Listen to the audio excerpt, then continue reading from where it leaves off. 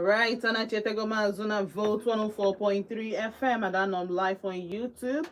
And you can join them on YouTube because kita no ma emepezi no phone line nine. And also, you can join the room na phone line. Get my popitali no gene teraka. Open it just now join Anyi bịakwa late. Agbogbo late. Oh no na rachite rice and beans. Tinyere ya nuts. Akpụ amaghị m na ka ya echeta egwu a. Egwa mgbe ahụ eji intimidate nke oge ịbịa ịbịakwa na late na school mgbe ahụ ndị bịaru n'oge ewere ya wee mee gịnị wee mee gị welcome. Alright, so ana chetego m azụ mmepe phone line ka anyị kwuo ka anyị kpaa nkata gbasalụ ihe nji maka ya wee bịa n'ụbọchị nke taa, nke bụ ụmụaka nọ n'okporo ụzọ na-ebu ife n'isi, challenges fa na-enwe, risk dị na ya, and then the outcome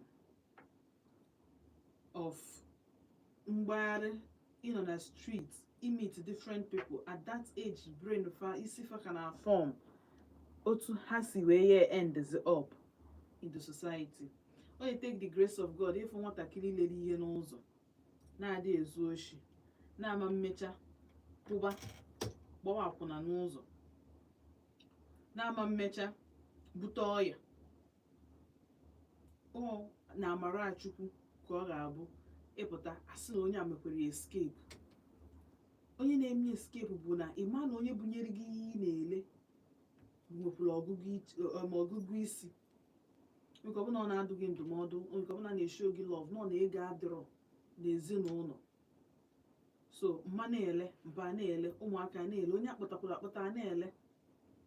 Mana in a situation where ị nwere onye na-asị gị ya who, even mgbe ya eti gị ihe bụ mgbe ekwesịghị iti gị ihe, eburukwa na eri ife ebunye gị gaba ngwere n'ụlọ, oke n'ọfịa ngwere n'ụlọ, onye ọbụla na-akwụgharị.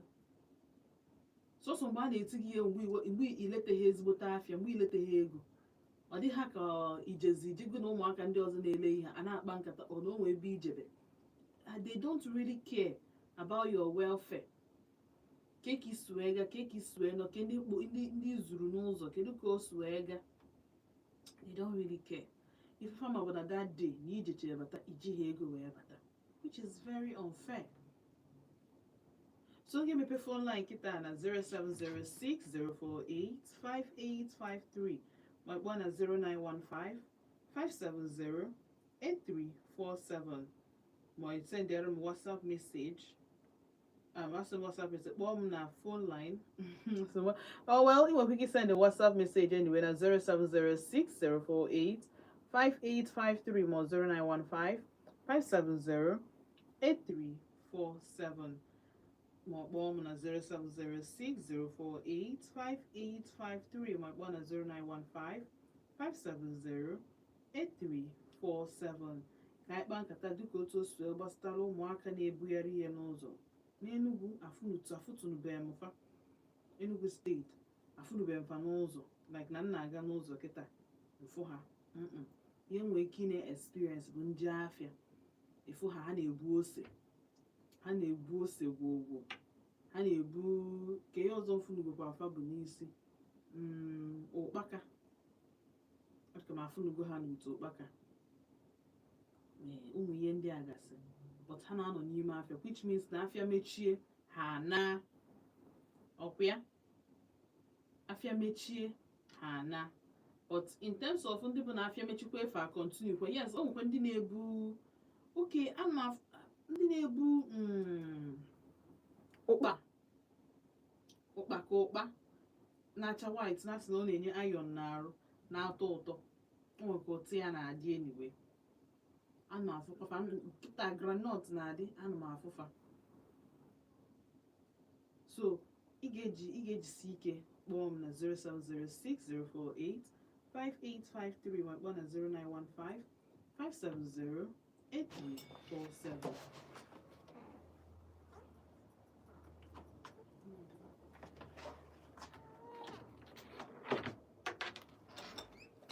0706 048 5853 ma kpọọ na 0915 570 8347. My send yellow ije na YouTube and on live na YouTube na vote Odenigbo. Vote Odenigbo. Alright, so Obuna phone na work send yellow message na YouTube. And on my YouTube I dey fail. Once you send a message, ọ ga-abata ozugbo. Then ihe ọzọ m chọrọ ime ka unu mata bụ na biko mgbe ya akpọ make sure na iji okwu dị mma, onu dị mma, okwu na-ama mmerụ mmadụ arụ wee gwa m okwu. Ịghọtago maka na mụ na gị mana abịa n'ihe niile anyị na-eme no feelings anyị niile mata. Feelings anyị niile mata. Ịghọtago so otu ọbụla o si na-adị just make sure na ịma ngwa mmadụ okwu na-adịrọ mma. Site n'ihe nweta m na 07060485853. Hello. Mgbede ọma ka ime? Kakwan?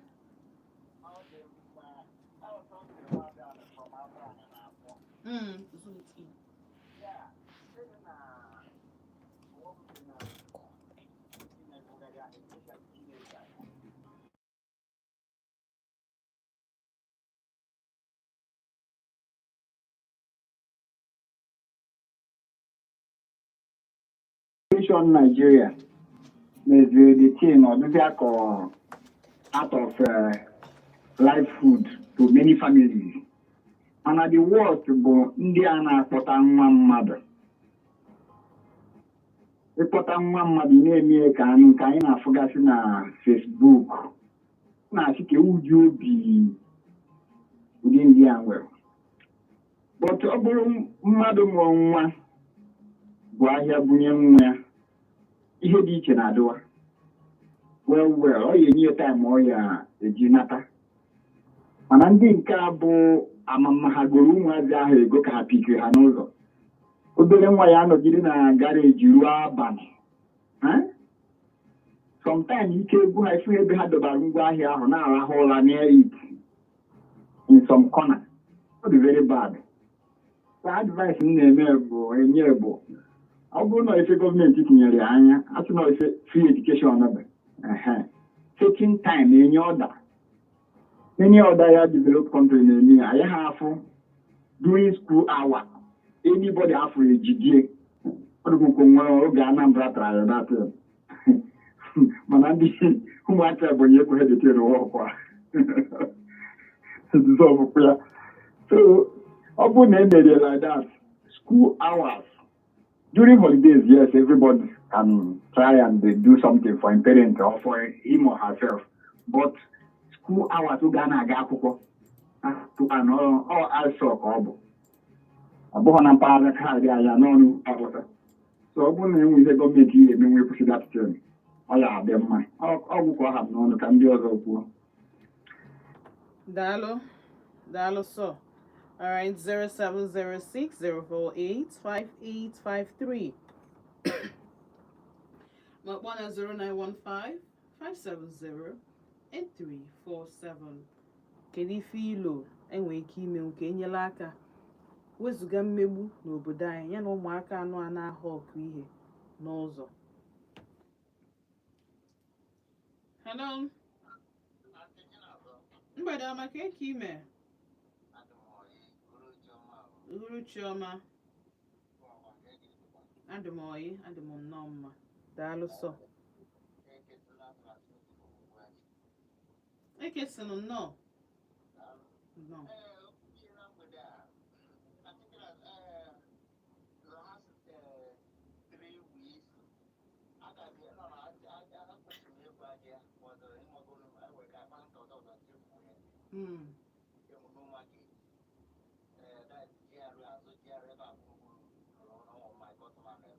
Okay, the new GRA extension or something.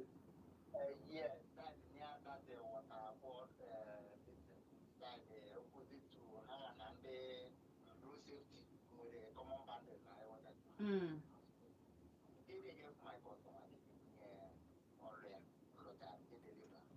Deliver now for like 8 years. Every 1 year. We see from the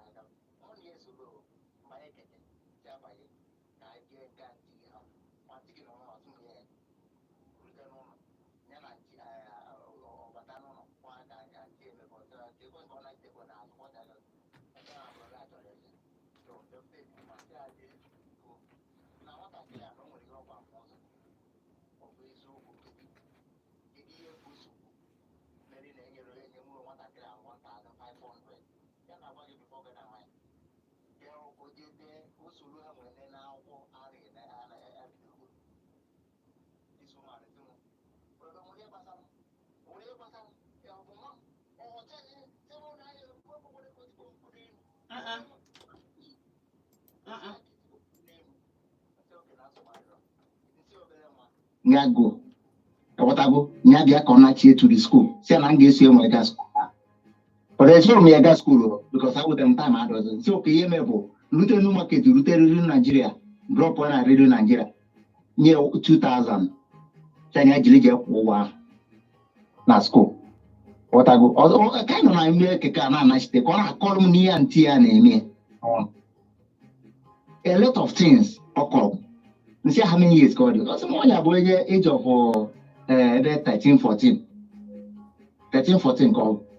What I go. So it's okay. So I'm teaching us in terms of area for mass and a hawk. It's a majority in a hawk. They really issue. A wale no zo. Nanemaya, the name of Bezo. I don't know, I'm not an Emma the teacher.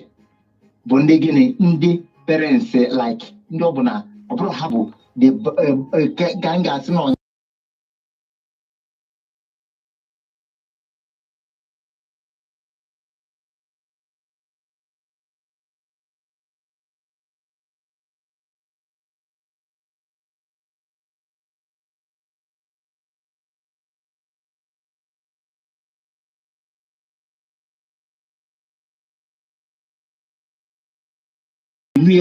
You become a junction. New Haven Junction, that's Kanje. You better to Barata presidential road. Another Wareta side there. Buruburu, I could remember na Buruburu there. Zakawan Chanine, Mapa for Obodo. Obodo majority Bundi, Obodo. Me if you side in Kata spa. Iga phone your open kind it can't. Onye nke ada ọ na-afụ ndị nke abụ ndị nke claim na police. But na na-afụ ụzọ. I know my boss, one year uli stress now say obele one year na age of what they get 6 to 7. Next year, naturally I can moto geje. Onye ti ro police. Buruburu we za kon nika za ko de bo mechekwe diko reduce kwe de na no na side traffic ada no say. So anti chance na yo bo na government genyela ya aka. In the working hour during the school time. Oma kopna follow na egugeli ihe ajo mo na se mo ke jide school government enyela free education no smart school as alol and teacher as ma ko wale kan de college issue na nwara smart school ajo ko chom kan ko banka school enwe na Enugu government school enwe na Enugu none of them is working almost think I'm free education. Open like I'm free education. After I say, I don't know when I say, create me in that school. ka nwesịrị na enwere ego akwụkwọ a ga-eji wee kwụọ ụgwọ akwụkwọ na school, but gọọmenti are not doing favor for us. Ihe na ya ọbụla gọọmenti ga-help anyị họkụna ihe esike ike n'obodo a kpọrọ akpọ. Some parents, some ụpụkwa ndị bụ parents kwa bụ na aka adịrọ ha, but when you watch ndị nke aka na-adịrọ ha na ụmụaka na-eme ihe mbugale ha na-anọ within 6 mgbe o nwere onye nweta aka basis of 5 aha mago eleghị ihe ihe a na-ele ọ ada anọkarị ka bugoli fuo na ha nwere ike na one place a na-ahụ ụzọ pụtawa obere oge a emechigo na kebụl direct born ewetara nna ya gọọmenti dododo si help anyị na bifo akwuru mgbe anyị dị obere anyị nwere free education anyị na-aga na nke skuul.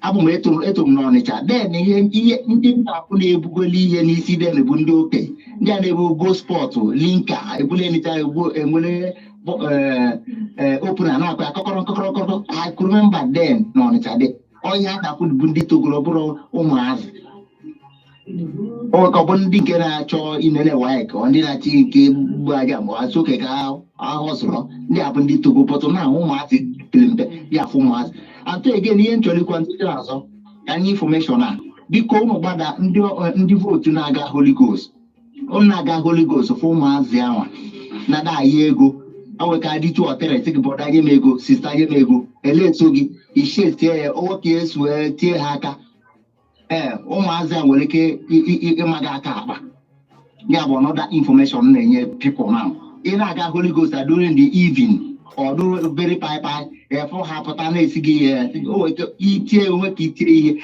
ndị ọzọ nwere ike rọcha by rushing ama agụ ka aka akpa ya bụ another information ji anya mfọ aka m ime vidio wee send ya na foto rọ na my phone nwere ka o si wee nọga battery dị low aka n'obi vidio so ya bụ another information ji onye na ka ndị ọzọ bata oyi. Daalụ sọ daalụ and ihe a niile bụ ihe anyị na-ekwu maka ya. Ụmụaka a nọrọ ebe a ha nọ, I'm telling you, ha ga-amụta kwefu pickpocketing, ịma aka akpa, izugo oshi, ha ga-enwe ya A1 because onwe ndị na-ebridi ha na street, onwe ndị na-ebridi fa na street, that's just the truth. So otu ọbụla osikwa n'ala dị, ụmụaka anụ a adịrọ safe. Hello. Mgbede ọma ka eke ime uruchi ọma.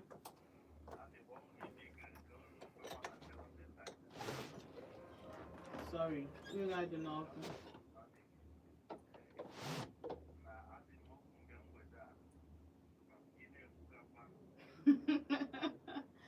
Atọkwanụ m.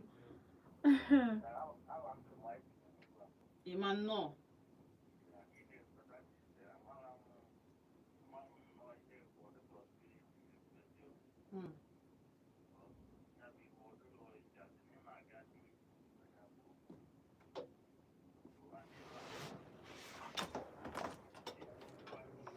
Nwanyị mara ụmụ nwanyị ndị nne nwanyị ege okwu a jọta one need to because this is I think this is the first time I know this kind of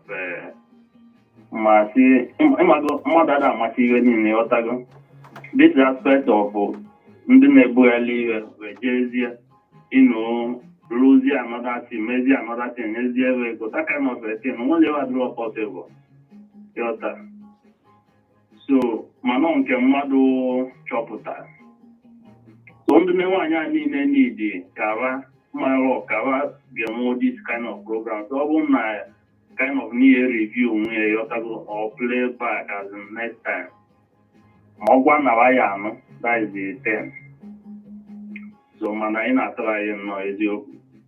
In a try because this mana our this thing our society is so corrupt as in over yesterday millionaires can go on new market ever. Well, that is there. The abandoned one and no blue future basket my basket not to gain a gota. Not to be my good and not see Kazi, even their name make home as ever. So, how can I? One do king. ha nwa ka anyị na-aya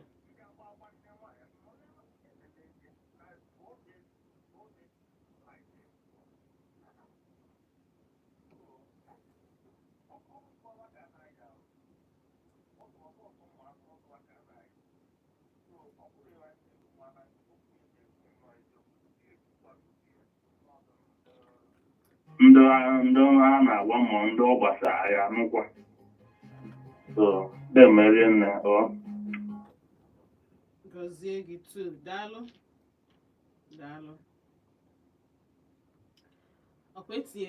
ekwetị akwa ama mmadụ one ga news yesterday agwa m na Enugu gọọmenti si that na the kind of rain ka ga-abịa n'Enugu ọ kakwa mma na anyị avoid mmiri na-ezo baa ụlọ nwe ka weda si echenji baa ihe ọbụla ọ bụ n'ọnya ka iji maka ya wee pụ n'ilo can wait because onwe ka ihe so eme gị I promise you life goes on onye ọbụla ọ bụ n'ọnya maka ya ka iji na-achụ na-agba under the rain ọ bụ na that day mbọsị oge ezozosie ike maka ịdị afụ mmiri ịdị eji mmiri ịdị eche mmiri ihe bụ a normal human being ya bụ mmiri zoo like this ọ bụ na be gị na mmiri adịghị agbabata na be gị ije chọọ drum chọọ bucket donyeche ị mara mgbe mmiri ga-adị heavy avoid ya ịnọ n'ilo mgbe nya mmiri and all depend the area ebe ị nọ number 1 2 biko na-ewezi na dustbin asụchisi gọta na-ewezi na afịfịa asụchisi gọta ọ dịrọ mma nsụchisia ya mmiri ama mfụzi ebe o si wee gafe ọ na-ekwupụtazi na-ekwubatazi n'ime road fimari ọsụchisi ebe mmiri kwesịrị na-aga ọ na-etoni so ka anyị nyere onwe anyị aka nwee ike nyelu gọọmenti aka ka gọọmenti nwee ike nyelu nwa anyị aka anyị enyelu onwe anyị aka ọ dị very important. Alright, so kpọọ na 07060485853 ọ bụ na miss bụ kọl gị iwe ga-adịkwa n'ọkụ ewekwe n'iwe ya dajụọ na ama m na ọ dịrị izi emene ka ịra. Alright, so 07060485853 ma kpọọ na 0915-570-8347 or send them YouTube message na vote ODENIGBO and I'm live right now na vote ODENIGBO otu ọ bụla ị chọrọ ka o si wee dị otu a nke ọ ya adịkwanụ ọ ga-enwe bụ ife ji gụa bụ ihe ji jide mma ọ bụ na o nwee onye gị na ya bi n'ụlọ ị na-ege m ntị ọ bụ na o nwee onye ịmana na mmadụ bi n'ụlọ ị na-ege m ntị biko ayịyọ ka nna anyị ọ bụgodu na ị nwere anything to do ifro ihe anụnwa ekesinome nye nwatakịrị a 2,000 naira at least ọ kwụchagoro ihe 15,000 ọ bụrụ o nwere ihe ọzọ a na-akwụ with 500 ọ kafu nke ori maka nwaanyị ọbụla mere ụdị omume a ọ igosi gị dat na one dị ego adịrọ anya na onwe fili na ọrit ya na ego adịrọ and oke nwa ahụ ga otu ọbụla so emetakwa ya merụ ụmụaka bụ your responsibility like or an offense or a crime or a sin na inwe nwatakịrị gị na ya bi n'ụlọ and you didn't take care of that child ọ njọ alụ ọ ihe na-adịrọ mma na inwe nwatakịrị gị na ya bi n'ụlọ you didn't take care of that child ka ekwenye ihe iji kpọbata nwatakịrị n'ụlọ ọ bụrụ na ị ma na ịma mmenwu ihe dị na ya kedu ihe melu ị ga-eji ekpọbata nwatakịrị n'ụlọ ọ bụrụ na ịma na ịma mmenwu ihe dị na ya ka ife mmadụ ị ga-eji eje mụọ nwa ịma nzunwu because a parent can sacrifice for their children mana gị nwa na onwe gị ị ga-sacrifice nwu for another person's child ọ ya mere nwatakịrị 5 o'clock p.m. ọka nọ n'ụzọ 6 ọka nọ n'ụzọ adalụzie nwatakịrị ya rịtọsịa ịpụtazie itiwe ibuwe aka n'isi tibe nwatakịrị ihe hello mgbede ọma alright jisi ike ka ịkpọghachi m azụ na 07060485853 ma kpọọ na 0915 570-8347. So ịdalụzie nwatakịrị igbuwie n'aka because na ọ pụrụ apụ ọ na ọ bata late ọ na ọ tụtara ime meanwhile gị nwa bụ ife na-enebụl ya because by the time ibunyere nwatakịrị ihe n'isi o nwere ụdị corruption na-adị na-aga ọman encounter ma nke o kwesịghị efu maka o nweziri gịnị open door. Hello? Hello?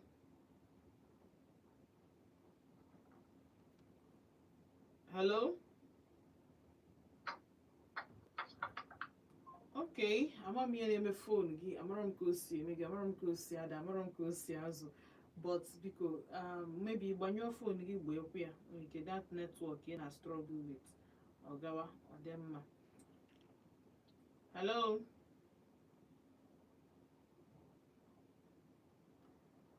Ka o si na side anyị o nwere ka o si wee mmadụ side a. Alright, so ọ bụ na ịma nzụ nwatakịrị biko ana m ayọ gị ayọ ọ fịara arụ o sighi ike ọ the easiest thing ị nwere ike ime ịnọ 2 months 3 months ịma nzụ nwata ka ọ dị gị ka ị chọọ egbu nwata ọ dị gị ka ndị mmadụ fụ gị na anya bịa na-echi gị warning na be gị ọ na-arụ gị na-asị gị kedu ife merụ na nwa mmadụ kedu ife merụ na nwa mmadụ na ọ na-aga through this ma ọ na-aga through that kpọnalụ ya ndị befa kpọnalụ ya ndị befa ọ kaalụ gị mma otu ahụ ọ kaalụ gị mma otu ahụ by the time ịkpọna gị nwe na onwe gị enwekwuo peace of mind onwe onye ga na-akpọ gị arụ nwere onye ga na-asị gị na ị mere ihe ọjọọ gị na onwe gị anọrọ onwe family gị anọrọ onwe gị ma mbupụta your family okwu n'ilo ma ọ na-ama ndị a niile nna ha agwa gị na most of them ihe a niile nna agwa gị na most of them bụ ndị info na social media ọ ezigbo ihe ọ na-abụ ezigbote ife ọ bụ na ọ bụ ezigbote ihe nwere onye ga na-akpụgharị gị gbara ụkwụ nkịtị chere chere ihe a ga-eme wa achọ ezigbote ego nye gị ego si gị congratulations probably tinye dị ọbụla di gị adịghị eme ọfụma etinye di gị ebe ọ ya na-eme ọfụma gị nwere onwe gị onwe biznes ị na-eme emepeeli gị ọ dị biga mana somehow anyị feel good at n'ime ihe ọjọọ bụ ihe ka mma ka ime mgbede ọma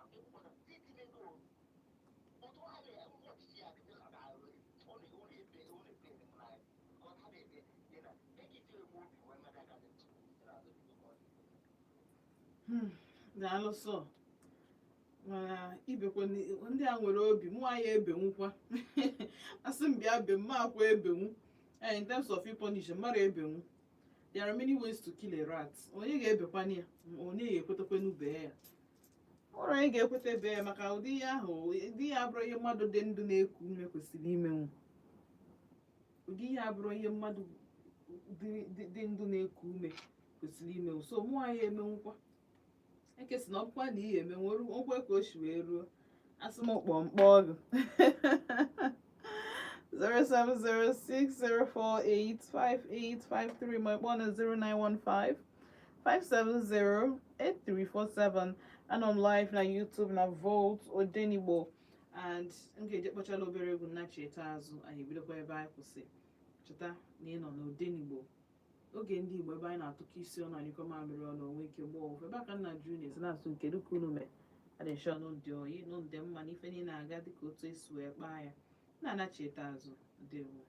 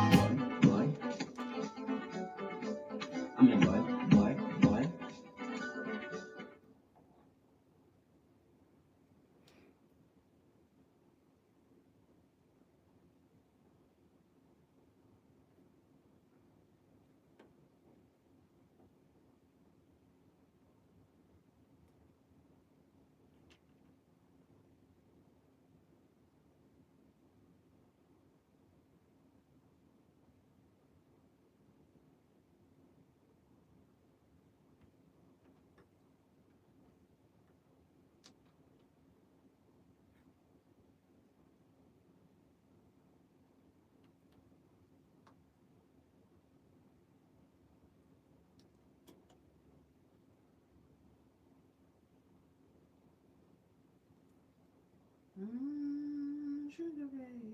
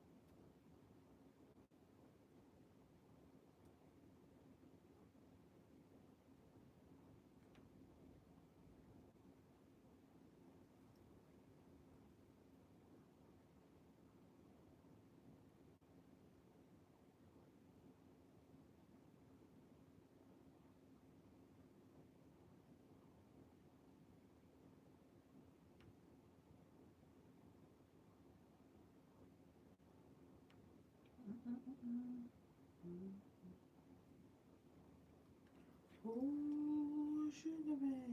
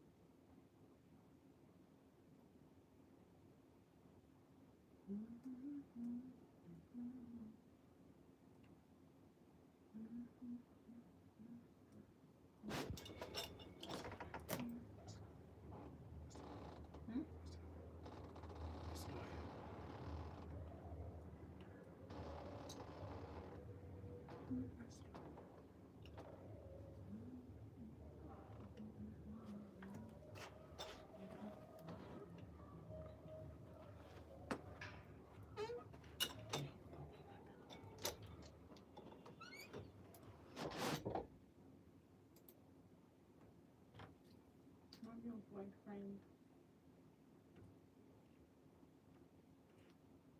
Oh, boy. I'm your boyfriend.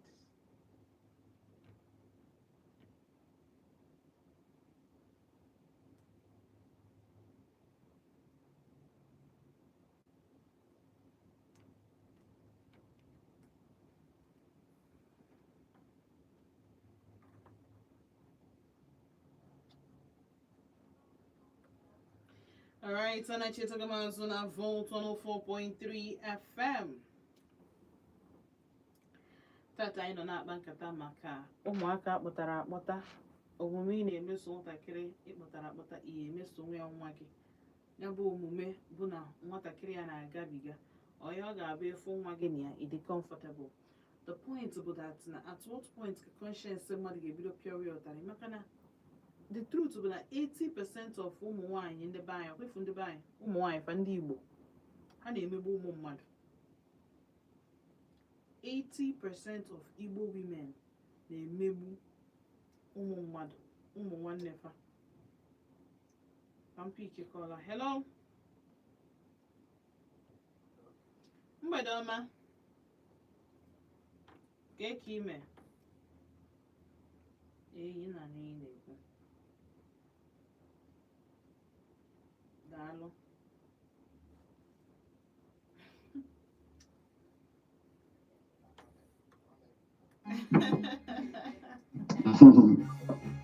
So, Auntie Chinaza, Emma, ife mere okwu nke iweta ịkpọta nwatakịrị na-enyere gị aka anyị. Tupu ị gaa n'iru, gwa anyị afa gị na ebe isi akpa anyị. Nnọọ Uche, gaa n'iru. N'ala Igbo, from time immemorial since ụwa o omenala Igbo. Okay. Jisi ike ka ịkpọghachi azụ, eji m n'aka na netwọk bụ ihe kụchapụ gị. Ị na-anya n'oge anyị, ọ na-emezi kwarapụ ọ na-achịzi anyị ngwa n'oge anyị na fa abịa na njedebe.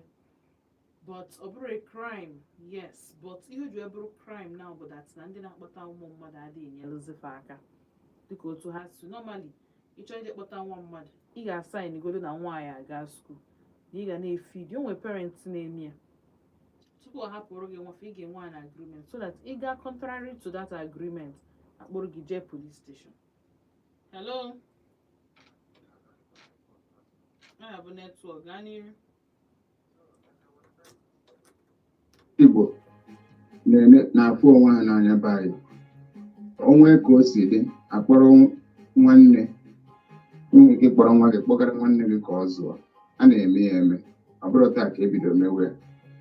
Ị na-anya fụ n'ala Igbo mgbe ochie, mgbe ụfọdụ nwe mgbe obodo na-anọkọta atụkọta ego zụọ nwatakịrị. Mgbe edukeshọn bata, ndị ọcha wetara anyị edukeshọn, o nwere nke a ndị obodo na-atụ ego achọrọ nwatakịrị ịma akwụkwọ, dupu ya ọ ga-amụ akwụkwọ ebe a nke o bido. Ama mere ọtụtụ m na-ekwu otu a ka ọ na-akwụkwọ. Mgbe ụfọdụ nwee nwatakịrị nwere edu na nwaanyị di, nwaanyị na-adị enwe ike esi na be gị kpọrọ ofu nwa sị ka ọ ga-anọnyere ya ka ọ na-enyere ya aka. Ma m ịghọta. So Odenigbo ka anyị na-ekwu okwu ya. Anyị na-achọta n'ala Igbo, anyị kwụ na ọ bụrụ arụ na akpọrọ nwatakịrị kpọnye gị ka gị mete. Mana nke ikpeazụ a, akwụkwọ ụmụaka na-atazi n'aka ndị akpọnyere mfe mezuo ji dịka ọ bụ arụ. Ama m ịghọta. Eziokwu na anyị ka anyị na-eblame condition of the society ike and everything. Ife isi ike sokwa ekwugo m ya before na mgbe ụfọdụ frustration dị na families na the pressure na-adị so much on the women. Ifu na this place ha ga-eme express bụ na ụmụaka ndị a na-eche ozi n'ụlọ, which is not an excuse anyway. Mami Ota. So I believe know some of the things in the five now. Ịta ụmụaka afụfụ akpọnyere si na-eme increase. So when you get frustration, that is it to the push you to the wall. You know how when I got this extreme, you think candle, my injuries or mamma. If I end there, we in the government was eating and come even so was bag is in an here. Mana, what I'm trying to say, Bona, I don't know after. Even buying one a type when after. Bona, once in a while, I not support our families. Our parents, in the career granite, the guy the Nataba. Money for that exposure, only good things about it, and over bad things about it. Mano, those parents name me most of the times they couldn't help it, or you make up somehow, maybe due to what you feel is sick in a family, marriage may exposed to those things. So, Obroma, carry. mgbe ụfọdụkwa mana in another way I think na ekwesịrị push pressure to the government ka gọọmenti tinyekwu aka. Government is not helping. Government is not really helping so much. And sitting as the main ministry and government are there.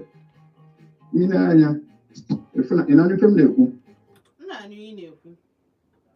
the government, many of them are got Obodo.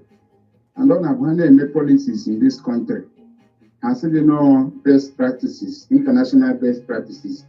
They have international best practices as grown to Hamilton and London, more than America. I check email to us sometimes as no democracy, and I give me to Nigeria.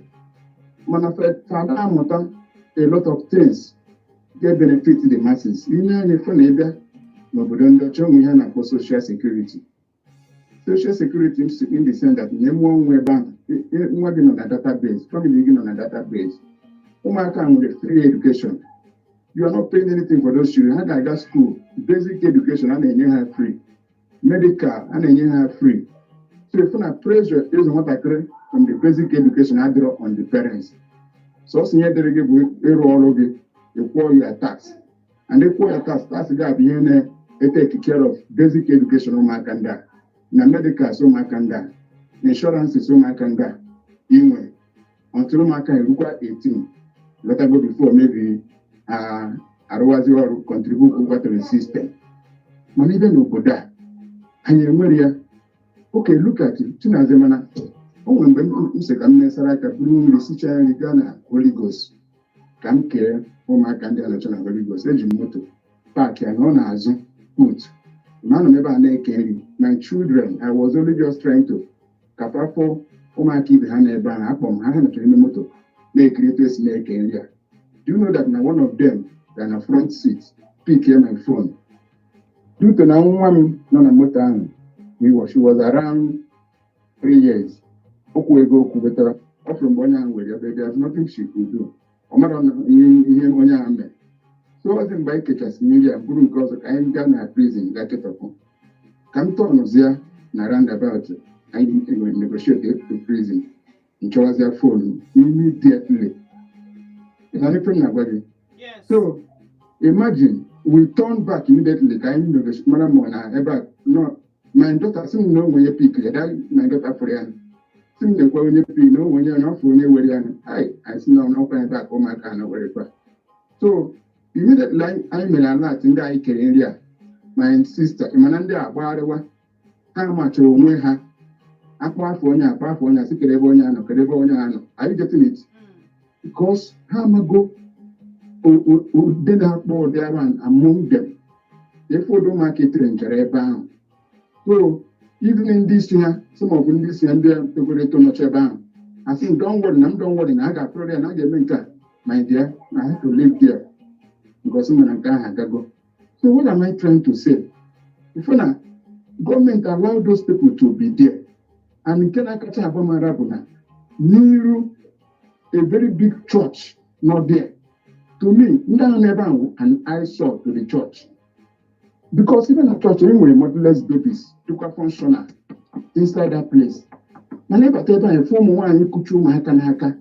Not ever in the name of they cannot cater for those children. What are the church doing?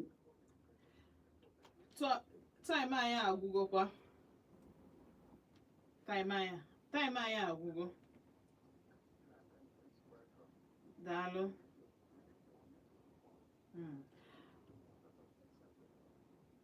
So, and of course, a lot of things now go wrong.